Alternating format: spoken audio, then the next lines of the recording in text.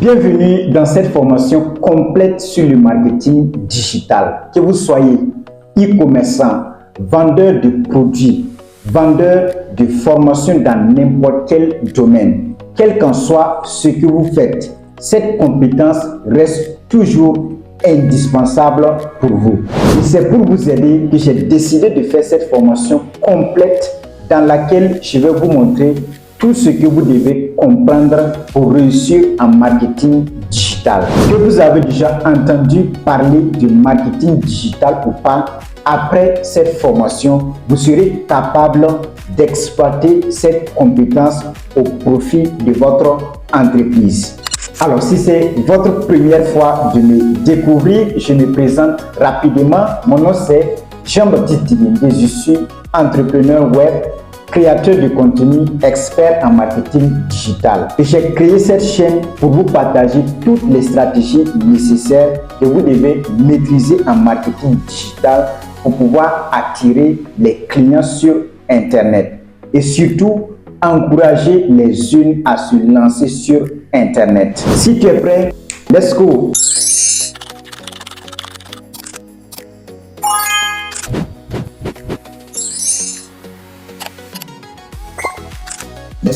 Let's go. Premièrement, nous allons d'abord définir ce que c'est que le marketing digital. Parce que pour comprendre quelque chose en profondeur, il faut d'abord commencer par sa définition. Le marketing digital, c'est une méthode qui consiste à attirer les clients sur Internet en utilisant les outils digitaux. Et ne pensez pas que faire du marketing digital, il suffit tout simplement de venir créer une page Facebook, publier ses produits ou ses articles. Non, ça c'est une partie du marketing digital, mais pas le marketing complet. Ça va au-delà de ça. Ce n'est pas parce que vous avez beaucoup de followers sur votre page Facebook que vous allez arriver à vendre plus que les autres. Non, même celui qui n'a que 5 followers, s'il a une bonne stratégie marketing, il peut vendre plus que celui qui a 1000 abonnés sur sa page Facebook. Et vous allez voir par la suite comment ça se passe. Avant de passer à la suite, je vais d'abord vous montrer la différence entre le marketing traditionnel et le marketing digital. Leur différence réside tout simplement dans les canaux utilisés. Le marketing digital se sert d'Internet, des réseaux sociaux, du référencement, de la publicité en ligne, des emails, etc. Tandis que le marketing traditionnel utilise des canaux plus classiques comme la télévision, la radio, les presses écrites, les panneaux publicitaires. À partir d'ici, nous savons déjà tous pourquoi nous devons opter le marketing digital. Parce que peu sont ces personnes qui écoutent aujourd'hui la radio. La preuve en est, si je vous pose même la question, ça fait combien de moments que vous avez écouté la radio? Vous allez peut-être me dire, je ne sais pas. Mais tous les jours, nous sommes constamment sur Internet. Soit nous sommes sur Facebook ou sur YouTube ou sur TikTok en train de scroller. Et là où se trouve le monde, se trouve le marché. C'est pour cette raison que j'ai l'habitude de dire que les anciennes méthodes de succès dans le marketing sont devenues les nouvelles méthodes d'échec. Et pour faire du marketing digital, il y a 4 étapes à suivre. La première étape, c'est attirer. Et pour attirer les gens dans le marketing digital, il existe 3 méthodes. La première méthode, c'est le référencement. Pour une explication simple, c'est un peu comme rendre un magasin visible dans une grande rue. Si vous optimisez bien votre vitrine, les gens vont plus facilement vous trouver. Et dans le monde du numérique, ou autrement dit, dans le marketing digital, le référencement aide un site internet à apparaître en haut de résultats de recherche pour que les visiteurs le trouvent plus facilement. Si je prends par exemple le cas des vidéos YouTube, si une vidéo n'a pas fait minimum 1000 vues, c'est une vidéo qui n'a pas été bien référencée. La deuxième méthode pour attirer les clients sur Internet, vous pouvez utiliser les réseaux sociaux. Dans ce cas, on parle de inbound marketing. Et cette méthode, c'est une stratégie à long terme. Donc, pour ceux qui veulent l'apport du gain rapide, comme nous autres, je ne vous conseille pas cette méthode. La méthode que je vous conseille, c'est la troisième méthode que nous allons voir par la suite. Parce que dans le inbound marketing, où je dirais, pour utiliser les réseaux sociaux, vous devez constamment créer du contenu de valeur qui tourne autour de ce que vous faites, sans forcément rien attendre en retour. Comme par exemple ce que je suis en train de faire actuellement. Et pour le faire, vous cherchez tout simplement un réseau social qui vous convient. Ça peut être par exemple Facebook, YouTube ou TikTok, où vous allez constamment publier des contenus de valeur. Et moi, je trouve que c'est la bonne méthode si vous êtes quelqu'un qui pense à long terme. Et je profite ici pour vous donner un peu les avantages de cette méthode. Premièrement, avec cette méthode, vous allez arriver à construire une communauté de personnes solides et engagées. Des personnes qui vous font parfaitement confiance, prêtes à acheter tout ce que vous allez leur vendre. Deuxième avantage, vous nouez des relations avec des marques et des personnes que vous n'imaginez jamais du tout pouvoir rencontrer dans votre vie. Parlant de ça, je me rappelle du rencontre de Amadou Cheikh avec Oussama. C'est parce que Amadou Cheikh a utilisé cette méthode du long terme qu'il a pu rencontrer Oussama. Donc c'est vraiment une bonne méthode. Et le troisième avantage ici est selon moi le meilleur avantage. Parce qu'avec cette méthode, vous augmentez votre valeur sur le marché. Et pourquoi je dis ça? Parce qu'en créant du contenu, vous allez forcément grandir en connaissance, grandir en compétences. Parce que vous ne viendrez pas bavarder et les gens vont vous écouter. Pour que les gens t'écoutent, il faut partager quelque chose de valeur. Et pour partager quelque chose de valeur, il faut avoir cette valeur en toi. Par conséquent, il faut constamment apprendre. Et dans l'entrepreneuriat, c'est la chose la plus importante. L'apprentissage continu. Maintenant, du moment que cette méthode n'est pas adaptée à votre personnalité, si vous êtes du genre cette personne qui n'aime pas créer du contenu comme moi, vous pouvez utiliser la troisième méthode pour attirer vos clients qui est la publicité ads. Et c'est d'ailleurs la méthode la plus utilisée. Parce que si tu vas te limiter juste à tes abonnés, tu seras limité. Il y a un certain nombre de chiffres d'affaires que tu ne pourras pas atteindre à un temps donné. Maintenant, après attirer, qui est la première étape du marketing digital, la deuxième étape, c'est engager. Et je vais vous expliquer cette étape. En tant qu'entrepreneur, vous savez que quel qu'en soit ce que vous vendez, que ce soit un produit, un service, vos connaissances, l'objectif, c'est de résoudre le problème du client. Et si on prend 100 personnes, les statistiques ont montré que 60% de ces personnes ne savent même pas qu'ils ont un problème. 20% de ces personnes savent qu'ils ont un problème, mais ne cherchent pas la solution. 17 personnes savent qu'ils ont un problème et cherchent la solution. Et 3% sont dans l'urgence et sont prêts à acheter votre solution. Donc lorsque vous lancez une campagne publicitaire, sachez que tout le monde ne va pas acheter instantanément. Il faut de l'engagement pour que certaines personnes passent à l'action.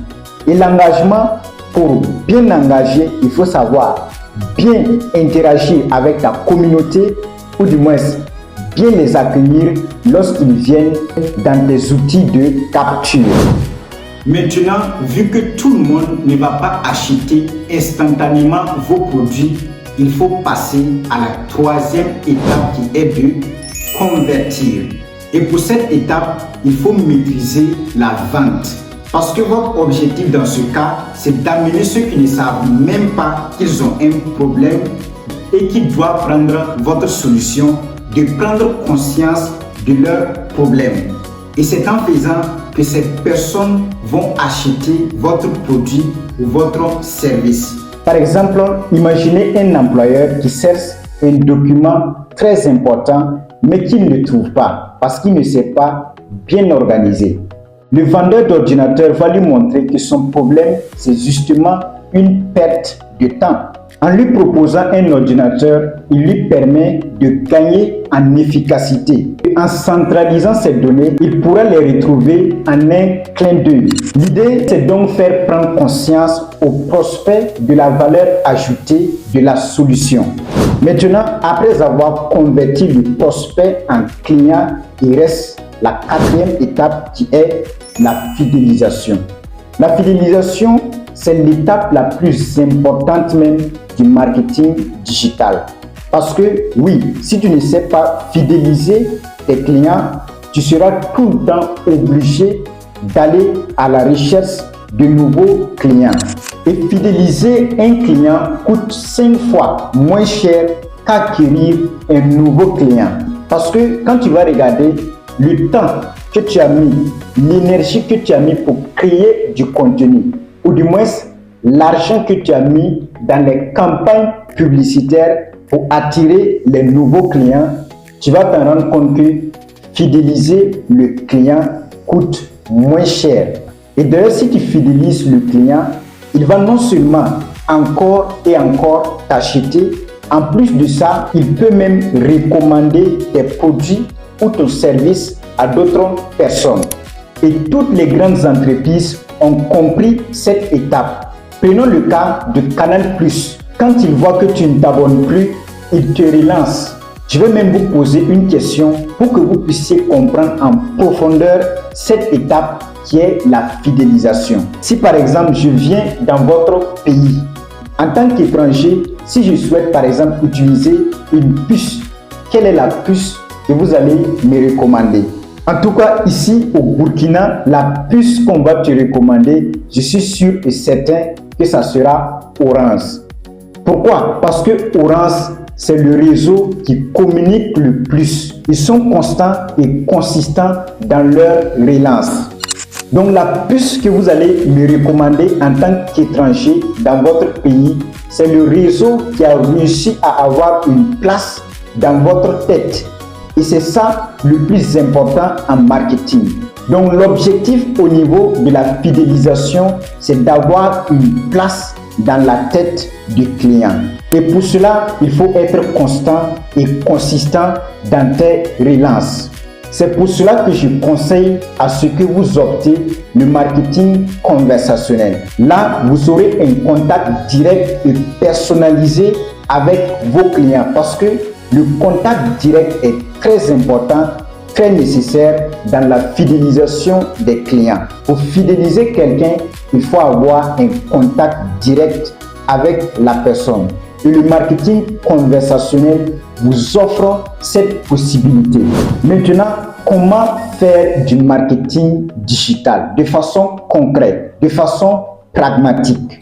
Dans chaque chose, il faut une stratégie. Donc, pour faire du marketing digital, il faut une stratégie, une méthode. Et voici ce que vous devez comprendre pour monter une bonne stratégie marketing. Premièrement, c'est le persona buyer. Le persona buyer, c'est la personne cible. C'est qui vous ciblez sur Internet, à qui vous adressez. Parce que celui qui cible tout le monde ne cible personne. La première des choses, lorsque vous venez sur Internet, c'est de savoir à qui vous adressez. Par exemple, si vous vendez des robes, vous n'allez pas vous adresser à tout le monde. Non, parce que les hommes ne sont pas intéressés par des robes. Donc, il faut savoir ça au préalable si tu veux réussir ton marketing. Et la deuxième étape, c'est l'objectif. Quel est ton objectif de marketing? Est-ce que ton objectif, c'est d'avoir des gens qui vont juste liker, s'abonner à ta page ou commenter? Ou bien ton objectif, c'est de vendre un produit ou un service? Si tu viens avec un objectif flou, tu vas échouer ton marketing digital. Et la troisième étape, c'est le budget. Car oui, le marketing digital n'est pas gratuit. Quand c'est gratuit, c'est vous le produit. La plupart du temps, ça va coûter entre 20 à 35% de votre chiffre d'affaires. Par exemple, si vous voulez avoir 1 million en un mois, vous devez être capable d'investir entre 200 à 350 000 francs CFA. Donc, ne pensez pas que c'est gratuit. Je vous ai déjà dit, quand c'est gratuit, c'est vous le produit. Et la quatrième méthode, c'est l'analyse de performance. L'analyse de performance consiste à mesurer et à évaluer l'efficacité de vos actions et de vos campagnes publicitaires. Ça implique de suivre des indicateurs clés comme le taux de conversation, le retour sur investissement, le trafic sur votre site, l'engagement des gens sur vos réseaux sociaux. Et l'objectif avec l'analyse de performance, c'est d'identifier ce qui fonctionne bien, ce qui peut être amélioré et d'optimiser vos stratégies pour obtenir de meilleurs résultats. Et c'est la partie la plus importante du marketing digital parce que ça vous permet d'améliorer tout le temps vos résultats. Et pour l'instant, je suis en train de préparer une vidéo complète sur l'analyse de performance qui va sortir sur la chaîne bientôt. C'est une suite logique de cette formation. Donc pour ceux qui ne se sont pas encore abonnés à la chaîne, abonnez-vous pour ne pas rater cette vidéo. Et pour ceux qui souhaitent également avoir un accompagnement direct avec moi sur les campagnes publicitaires, dites-le moi en commentaire. Je suis disponible pour vous accompagner. Sinon, c'est la fin de cette formation. Si vous avez aimé, likez, partagez, abonnez-vous et n'oubliez surtout pas que le digital aujourd'hui n'est plus une option. C'est une obligation.